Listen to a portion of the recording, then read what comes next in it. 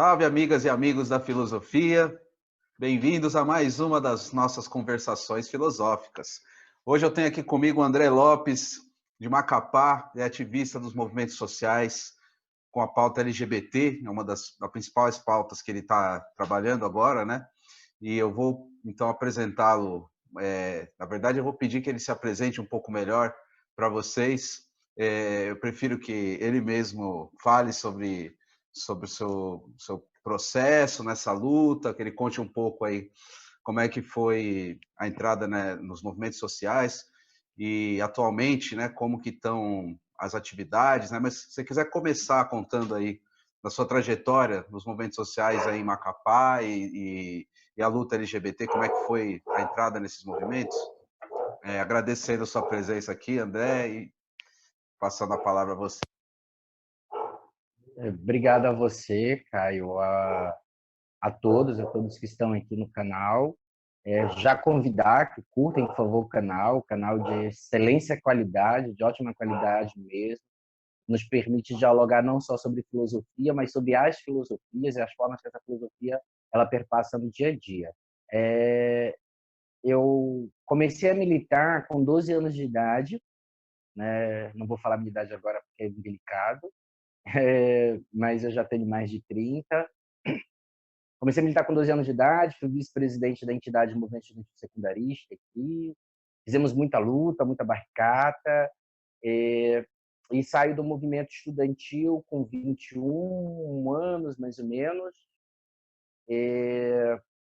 Saio do movimento estudantil, e aí quando eu saio do movimento estudantil eu decido entrar no movimento negro. Né? Já era gay, assumido desde os meus 16 anos, mas decido entrar no movimento negro.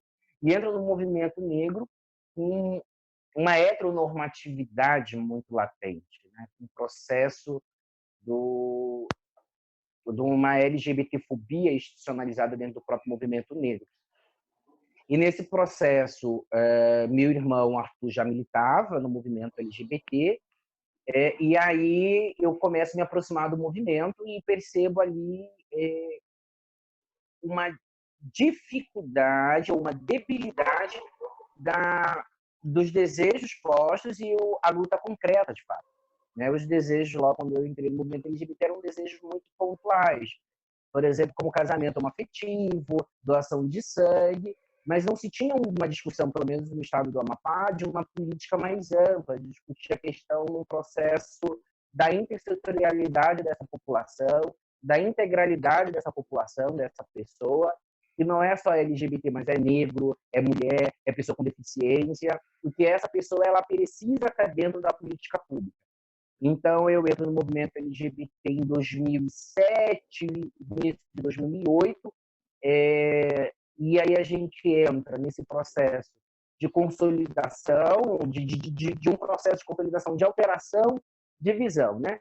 O movimento LGBT do Estado do Amapá ele surge, de fato, em 2002, com a primeira Marcha da Diversidade, é a primeira parada do orgulho LGBT da região norte, então é pioneiro, surge através do Grupo GATA, Grupo das Homossexuais do Amapá, né, mas é uma entidade muito importante, muito interessante para a gente, mas aí a gente estava ainda na luta do resquício da visibilidade, né? Ser gay é importante, saia do armário, então eram essas questões, e nós, junto com um grupo de jovens LGBTs, a gente entra num processo de querer alterar essa questão, de querer nos ver dentro da política pública. Então a gente não via LGBT, discutir LGBT na escola, que hoje se fala bullying, mas na nossa época não era bullying. Não se discutia LGBT na saúde, não se discutia LGBT na segurança pública. Então, aí eu faço parte da Associação de Gays e Travestis do Estado do Amapá, onde eu tenho muito orgulho e felicidade de ter sido a minha primeira entidade de base, onde eu consegui conviver e conhecer a realidade a partir de um olhar, não de conhecer mesmo de fato, das pessoas travestis e transexuais que trabalhavam na noite como prostitutas, profissionais do sexo, e eu tive essa oportunidade de vivenciar essa vivência, de ter a oportunidade de conhecer de perto o que elas passavam.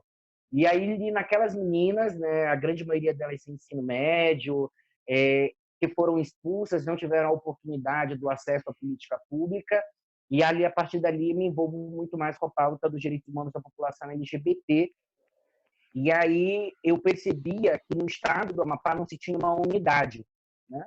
Não se tinha uma unidade de luta, né? Tu tinha entidade tal, entidade tal, entidade, mas não tinha uma unidade, uma centralidade de desejo. E aí eu, muito com os sonhos de um jovem de 22 anos, digo, a gente precisa se unir, e aí a gente acaba construindo um conjunto de pensadores, acadêmicos, a gente surge com esse processo, e aí a gente cria com professores da Universidade da Federal do Amapá, com pesquisadores da temática, a gente constrói a Federação Amapáense LGBT. A Federação Amapáense LGBT chegou como finalidade construir essa interseccionalidade com a população LGBT e com os outros segmentos sociais, né? Porque você mesmo, como falou lá há pouco, você mesmo sendo gay, você é trabalhador, então a gente precisa discutir com os trabalhadores, a gente precisa discutir as questões de classe, a gente necessita discutir isso, então a gente surge nesse processo, né, de que a gente chama de um novo processo de pensamento do movimento LGBT numa pauta mais política, de fato, não só pela visibilidade, não só pelas marchas do orgulho LGBT, não só pelo Dia das Visibilidades, combate à homofobia, da visibilidade trans, mas também de consolidar políticas públicas. E aí a gente entra na primeira conferência e a partir dali eu entro no movimento LGBT e o movimento LGBT me engole para dentro de uma tal forma e aí eu acabo me tornando quase que uma figura latente, vivente desse processo. Mas, atualmente, hoje, eu estou presidente do Conselho Estadual de Direitos Humanos da População LGBT no estado do Amapá, conselho esse que tem 3 anos, onde nós, quanto entidades e pessoas, a gente conseguiu construir esse projeto de lei, então um projeto popular, mesmo apresentado pela deputada Cristina Almeida. A gente faz esse processo de ser um projeto do movimento social e a deputada apresenta. Em 2016 o conselho foi empossado, a primeira vaga foi do Poder Público, onde a conselheira Jaqueline Brandão, assistente social, mulher heterossexual, extremamente aliada da pauta, consegue presidir muito bem e recentemente, em agosto do ano passado, foi eleito presidente deste conselho, onde tem me consumido muito, mas para além disso, eu também estou coordenador da política pública LGBT no âmbito do município de Macapá, na prefeitura de Macapá. Então, além de ser controle no estado, no município, eu executo e tento executar essa política e também faço parte de uma rede nacional que a Aliança Nacional que a Aliança Nacional não, perdão, também faço parte da aliança, mas na União Nacional LGBT, a qual eu sou diretor de relação internacional dela, a nível nacional, onde a gente tem que dialogar com os poderes públicos. E também estou aqui no estado do Amapá, na União Nacional LGBT do estado do Amapá, construindo, consolidando a luta diária, que é uma luta difícil. Não é só a luta por direitos, mas é a luta pela garantia da dignidade dessa população, que não tem sido fácil. Eu acho que... E, além disso, sou acadêmico de filosofia, né, que é a minha vida, eu amo a filosofia, e tenho uma relação muito boa, e a filosofia me ajudou muito no processo das vivências e experiências na luta diária por uma sociedade mais justa, igualitária e equânime para a população LGBT e para todas as populações que sofrem as suas opressões nessa sociedade, que não é fácil. André, deixa eu te perguntar, nessa sua longa trajetória aí, militando em diversos movimentos, tanto no negro quanto no LGBT depois, como você vê os avanços e retrocessos dessas lutas nesse período? Sim, eu acredito que nós, dos movimentos sociais, e aí é uma fala mais minha, do campo mais pessoal, de vivência mesmo, no estado do Amapá, por exemplo, a gente consegue versar, flertar, dialogar, pactuar, acordar com alguns movimentos sociais. Quais são esses movimentos sociais? Eu acho que é o primeiro movimento de primeira hora que a gente chama, né, que é aliado para a primeira pauta. É o movimento de mulheres negras do estado do Amapá. O movimento de mulheres negras do estado do Amapá, para nós, ele tem uma maior vivência de quem veio da zona mais periférica da sociedade, né? E depois disso, a gente tem um diálogo muito interessante também com o movimento de jovens negros, jovens da periferia, e que também estão nessa zona de não ter acesso à política, né? Mas a gente tem tentado, quanto União Nacional LGBT no estado do Amapá, tentar consolidar essas relações para além de movimentos que a gente tem melhor relação. Então, a gente tem buscado. O processo mais difícil hoje, para nós do segmento LGBT e para os movimentos sociais do todo, a nível nacional, é a dificuldade que nós temos numa democracia de diálogo. Acho que na democracia a gente pode defender quase tudo, só não defender a não democracia. E, infelizmente, nós temos tido uma falta, um vácuo imenso desse processo. E isso foi importante, ao meu ver, aí eu, apesar de toda a crítica que a gente faz, mas isso foi importante para que nós, os movimentos sociais, especificamente o movimento LGBT, voltasse para uma zona que é uma zona que para nós é muito importante. É uma zona de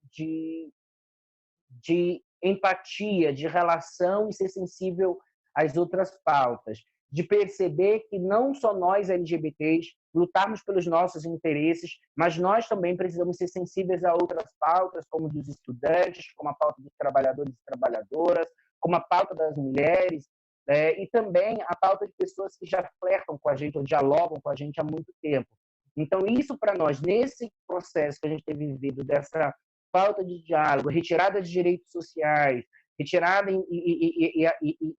e não seria exclusão, mas interruptar, separar, parar de fato a política pública, não só para a população LGBT, nos fez nos unificar e ter diálogos para pensar novas estratégias para esse processo de enfrentamento que não só nós LGBT sofremos, mas as mulheres têm sofrido com o atual ministério, que é Ministério da Família, dos Direitos Humanos, e acabamos não conseguindo dialogar. O próprio movimento negro não tem conseguido também avançar. E diversos movimentos sociais, principalmente, é o movimento que a gente chama de movimentos minoritários, né?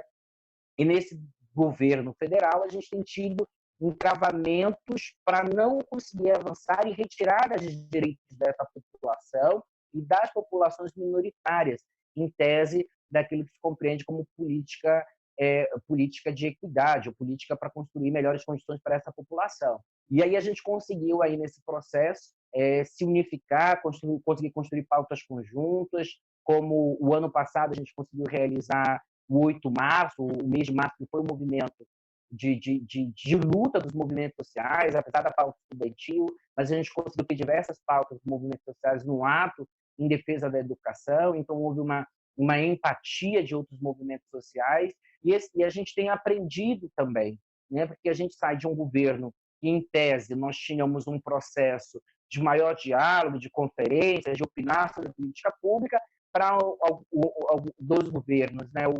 O antigo governo e o atual governo, num processo de inércia, de falta de diálogo e de consolidar questões que para nós são importantes, né? Então, eu acredito que existe ainda luta, existe espaço para luta, e o mais importante, eu acho que isso tem que ficar para nós, dos movimentos sociais, não soltar de fato aquele discurso que era do processo eleitoral, mas não soltar de fato a mão de ninguém, né? E ser sensível mesmo às pautas dos outros segmentos sociais da sociedade, e principalmente os movimentos sociais que estão à margem desse processo da negação de direitos e não ter acesso a essas políticas públicas, né? Desde o processo educacional, também do processo de assistência social, que é o que eu tenho vivenciado aqui no Amapá, da dificuldade que nós temos da inserção dessa população, por exemplo, nos auxílios que o governo do Amapá deu, nos auxílios desde cesta básica.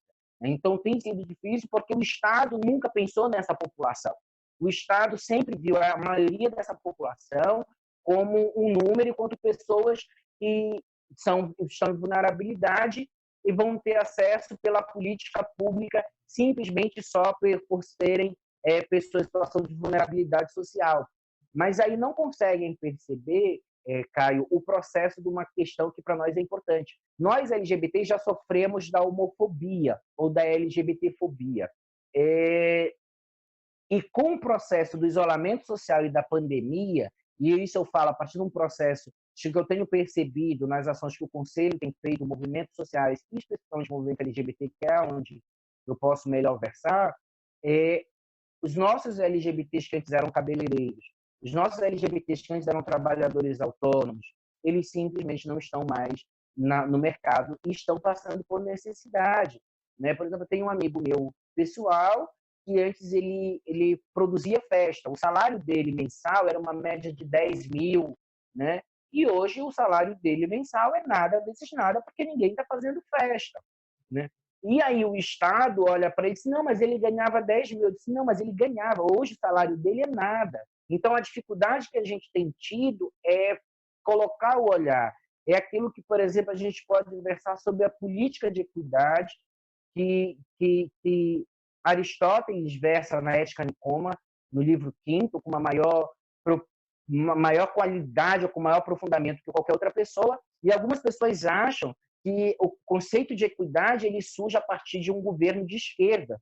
Mas o conceito de equidade ele surge há anos atrás, né, quando Aristóteles pensa a justiça. E ele diz que existe duas justiças: a justiça de igualdade, que é aquilo que pregoniza e prega a Constituição Federal, mas também existe uma justiça de equidade, onde eu preciso tratar diferente as pessoas que não têm acesso à política pública, as pessoas que sofrem motivadas por questões das suas identidades, das suas orientações sexuais, das questões de gênero, não conseguem ter acesso, para poderem ter esse acesso, ou para poderem ter uma questão de igualdade para qualquer processo de disputa.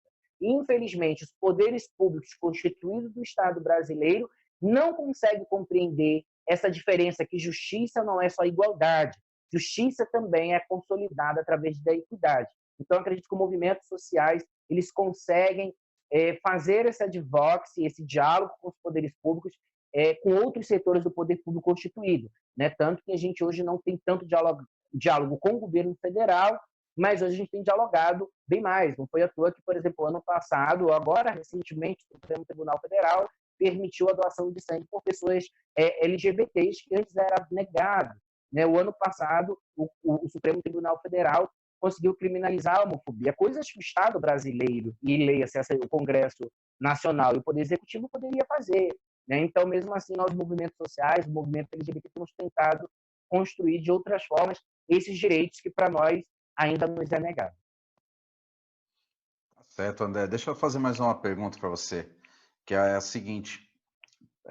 Você deve ter relação com outras lideranças de movimentos sociais LGBT em outras regiões do país, né?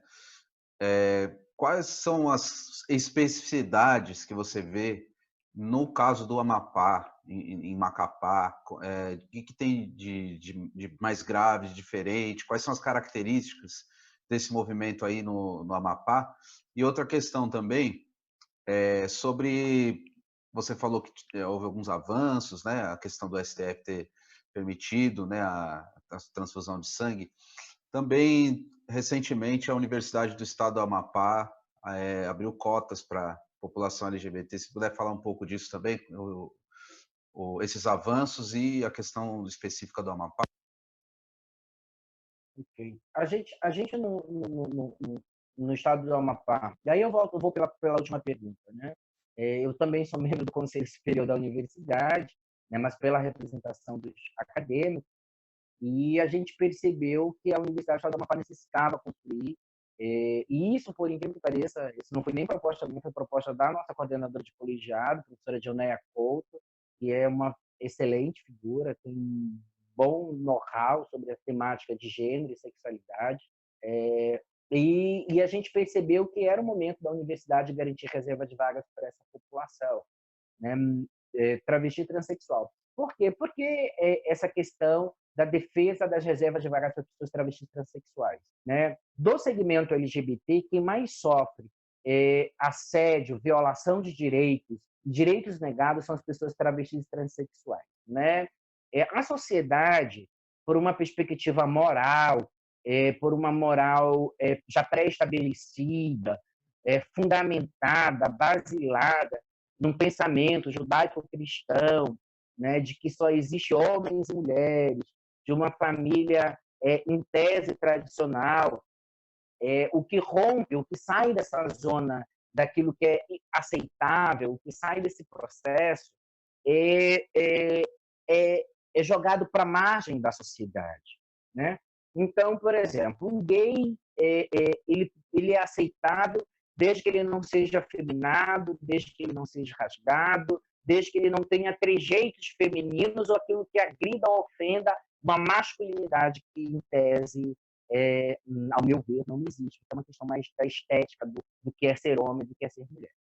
E a população travesti transexual, no ensino médio, ensino fundamental, e tem estudos sobre isso, ela sofre maior violação no ambiente escolar.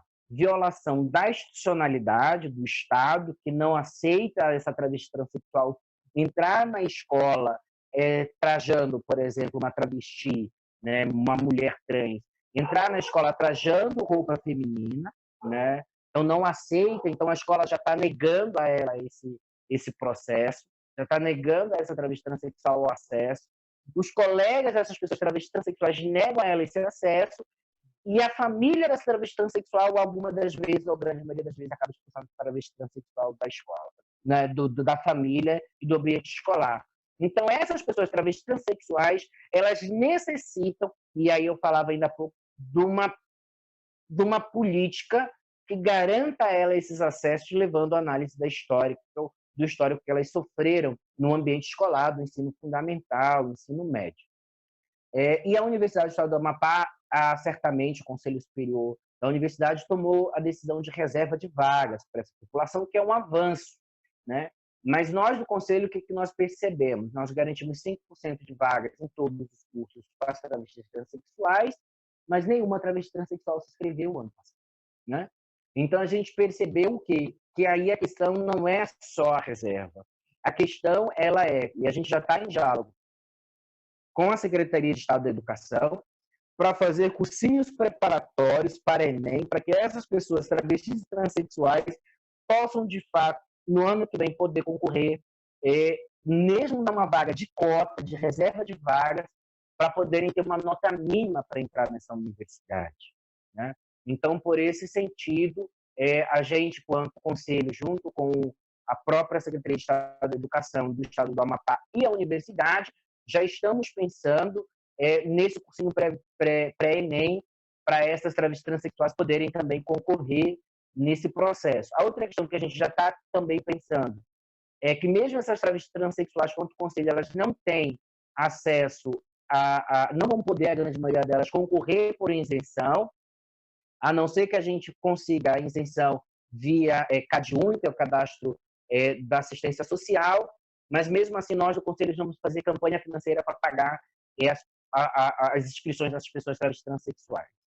Mas sobre a questão de parabenizar a universidade, isso é importante, a gente precisa de travestis transexuais na intelectualidade, precisa que essas pessoas possam trazer para as universidades e para a Universidade do Estado do Amapá a sua vivência, que elas têm uma história de vida que é linda e é extremamente importante porque elas passaram. E aí é uma fala de uma entrevista que eu gosto muito, que é a Yasmin Fantini, aqui do Estado do Amapá, estou cansada de ser só estudo, né? Que a maioria das vezes as academias, as universidades, só pegam a população travesti transexual para ser estudo de caso, para dizer que existe desigualdade, mas essa mesma universidade não consegue fazer o processo de aquilo que a gente chama que é a extensão, né? De que forma eu consigo trazer essa travesti transexual de fato para o ambiente da universidade, né? E dar essa resposta, né? E aí que fica a minha crítica às universidades que não fazem isso, as que fazem, meus parabéns. E aí, sobre a questão que você falou dos avanços, no estado do Amapá de legislação a gente tem avançado bastante, a gente tem bastante legislações aqui no estado. Tanto que agora a gente vai estar ingressando com o processo da construção da rede estadual e rede municipal de proteção da população LGBT. Né? A do município já está sendo consolidada, já está capacitando as pessoas com uma emenda parlamentar, mas a do estado está mais difícil, no sentido de diálogo com a gestão, porque a gestão toda parou aqui devido à pandemia, né? Então o foco não parou no sentido de parar literalmente, mas o foco principal não é agora a pauta do direito da população LGBT e também não é a prioridade do Conselho, porque a prioridade do Conselho é garantir o sustento dessa população nesse período de pandemia.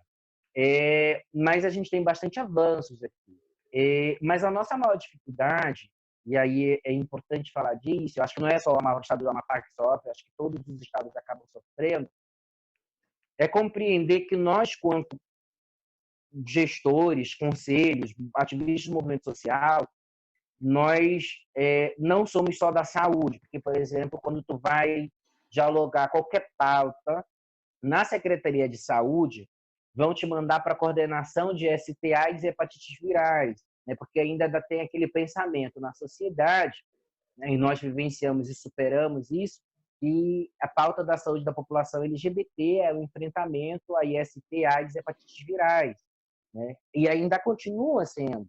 Mas não é só isso. A gente precisa discutir, por exemplo, a saúde integral da população LGBT, principalmente a hormonoterapia das pessoas travestis transexuais, que alguns já se mataram por não aceitarem o seu corpo, por não conseguirem ter atendimento. Então, a gente tem a maior dificuldade de qual? De perceber, e eu falava ainda há pouco, que essa população ela é um conjunto de questões que o Estado precisa tratar. Né? Eu falo, por exemplo, outro gestor municipal, fazem demandas que acham que eu tenho que resolver quanto gestor.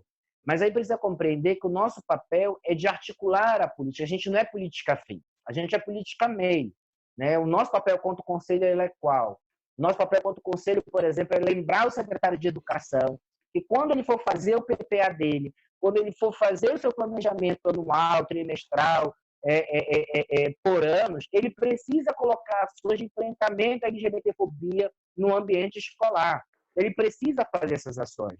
A Secretaria de Trabalho e Empreendedorismo do Estado do Amapá, que aqui se chama SET, ela precisa fazer enfrentamento e condições para que essa população possa entrar no mercado de trabalho. E é essa dificuldade que a gente tem. É que sempre as outras prioridades, elas são prioridades. E a população LGBT, ela acaba sendo esquecida na construção do orçamento público. Não adianta a gente só ter boas vontades e não colocar no orçamento. Porque se não está no orçamento público, não tem ação de fato. Mas se você não consegue entrar no orçamento da Secretaria de Saúde, no orçamento da Secretaria de Educação, de Assistência Social, do Estado, do município, você não entra na ordem de prioridade. Então, a gente tem essa dificuldade. Eu sei que essa dificuldade não é só do Estado do Amapá, essa dificuldade é de quase todas as regiões do país. Né? A gente tem excelentes gestores que têm excelente vontade. E a outra maior dificuldade é uma dificuldade que eu já passei. Às vezes a gente faz as coisas no escondido. Né? A gente não dá publicidade, porque se a gente der publicidade, a gente não consegue aprovar uma lei. Por quê? Porque tu tem uma bancada, né, não só no estado do Amapá, conservadora muito forte, né, que são uma linha muito da linha neopentecostal, que acha que discutir gênero, sexualidade, diversidade de gênero é crime constitucional, mas de fato só é uma opinião de uma religião, né? E aí não consegue perceber que o Estado brasileiro é laico. Então, muitas das vezes, a gente não consegue ações porque em espaços institucionais existem gestores, trabalhadores que colocam suas opiniões privadas de crença, de credo, acima da Constituição estadual, acima da legislação que diz que todos são iguais perante a lei, que nada, que todos têm acesso à saúde, que todos têm acesso à educação, e acaba dificultando o acesso dessa população. Então, eu acho que não é só uma dificuldade do Estado do Amapá, com diálogos que eu tive com outros ativistas do movimento social, com gestores, é uma dificuldade que dificulta não só a população LGBT, dificulta, por exemplo, o ensino da cultura afro-brasileira.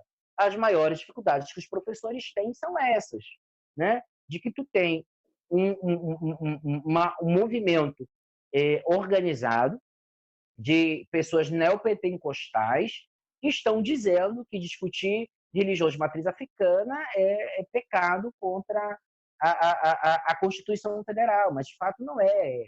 É uma construção mais coletiva de você poder discutir as religiões e contar a história desse povo que foi extremamente explorado pela sociedade e pelo Estado brasileiro, e até hoje o é. Né? Até hoje o é, por ser negro, por vir do processo de zona periférica, acaba não conseguindo ter acesso. Então, Caio, essas são as nossas maiores dificuldades na consolidação dessa política pública. Né? Temos avanços? Temos, mas eu acredito que ainda falta muito. falta muito mesmo, falta consolidar muitas questões. A gente não precisa só do apoio, da unificação dos movimentos sociais da população LGBT, mas a gente precisa que pessoas heterossexuais, que são desconstruídas, que não têm um pensamento heteronormativo, de que só acha que a heteronormatividade ela é o correto, mas que possam também perceber que você apoiar a pauta e os anseios da população LGBT não lhe faz LGBT, né? Ele faz, sem dúvida nenhuma, uma pessoa melhor, uma pessoa mais vivenciada, uma pessoa com um processo de construção de uma sociedade de fato mais justa, mais igualitária e mais equânime.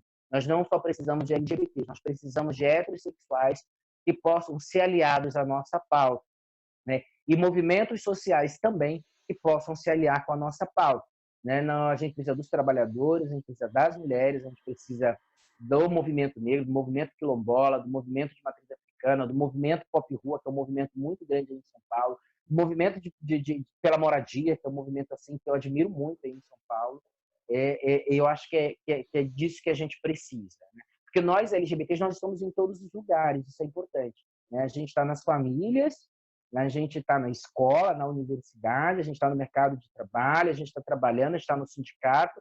E aí eu acho que se a gente perceber e inventar esse espaço de poder, eu acho que a gente precisa ocupar mais, a gente, sem dúvida nenhuma, a gente consegue avançar ainda mais, e não só a gente, porque a gente não quer só a nossa primavera, a gente quer a primavera, de fato, para toda a sociedade. E a gente sabe que é uma questão de classe, né? É uma questão de classe, não é só uma questão de luta por direitos dessa população, mas é uma questão que a gente precisa lutar numa perspectiva de classe mesmo. A gente é classista, a gente defende essa questão, porque senão a gente não vai conseguir essa tão sonhada justiça social. André, só complementando uma parte da sua fala, temos a Lei 10.639, né, de 2003, que inclui a obrigatoriedade do ensino de história, filosofia, pensamento africano e indígena em todas as instâncias educacionais, né? E então, complementando o que você falou, né, não é uma coisa inconstitucional, como pensam essas igrejas, né? Não todas as igrejas, vamos falar, mas setores, né, das igrejas. E eu deixo aberto, então, André, para você fazer suas últimas considerações, agradecendo novamente sua presença aqui no canal. De nada, eu que agradeço o convite. Eu queria primeiramente agradecer literalmente o convite mesmo. Eu não tenho dado a entrevista para ninguém, porque particularmente eu não me gosto muito bem do vídeo. E também eu estou num processo muito da solidão, né? Eu preciso escrever sobre solidão. Mas deixar assim, eu acho que as forças, as lutas, elas precisam. Domingo agora foi 17 de maio, dia de combate à LGBTfobia. Nós temos sofrido muito nesse desgoverno que tem acontecido aí. A gente não pode desistir da luta, não está fácil, mas eu acredito que com união, com diálogo, com processo de conversa com amigos, eu acho que a gente pode ainda alterar e avançar ainda nesse Estado brasileiro. E deixar por fim um poeta que eu gosto muito, e ele diz assim: sonha que sonha só sonho, sonha que sonha junto é realidade. Então eu tenho plena certeza que o meu sonho para uma sociedade justa, igualitária, equânime, ele não é um sonho sozinho. Eu tenho plena certeza que nesse imenso Brasil tem diversos LGBTs, lá no Acre, no Roraima, aqui no Oiapoque, lá no Rio Grande do Sul, no Nordeste, no Centro-Oeste, tem LGBTs que estão na luta diária, agora nesse período contra a pandemia de Covid, mas também tem LGBTs na universidade, na academia, produzindo, e a gente precisa estar em todos os espaços, a gente precisa sonhar, e aí também discutir espaço de poder. Esse ano é ano eleitoral, eu acredito que vários LGBTs devem ser candidatos, a gente deve apoiar LGBTs e também, se não houver LGBTs, pessoas que nos apoiam, né? A gente pode alterar ainda, eu acredito na democracia, e a gente pode alterar ainda a partir do processo do voto, e sem dúvida nenhuma, um voto consciente. Vote em figuras que defendam a nossa pauta, não só a pauta LGBT, mas que defendam a pauta das minorias, porque senão a gente vai estar cada vez mais excluído nesse processo contínuo de construção de direito. E curtam a página e vamos discutir filosofia, conversar sobre filosofia e colocar a filosofia na ordem do dia, porque sem filosofia a gente não seria nada nessa sociedade. Muito obrigado, Caio. Eu que agradeço, André, e aqui o canal é aberto para a filosofia e suas interlocuções com os ativismos sociais, com as artes, com as ciências, com tudo que traz bons encontros, né? Que faz a gente pensar coisas diferentes. E concordo com você que devemos lutar juntos por uma sociedade mais igual, mais justa, né? Vale a pena sonharmos juntos por isso. Então eu agradeço e a todos e todas que nos acompanharam aqui nesse vídeo.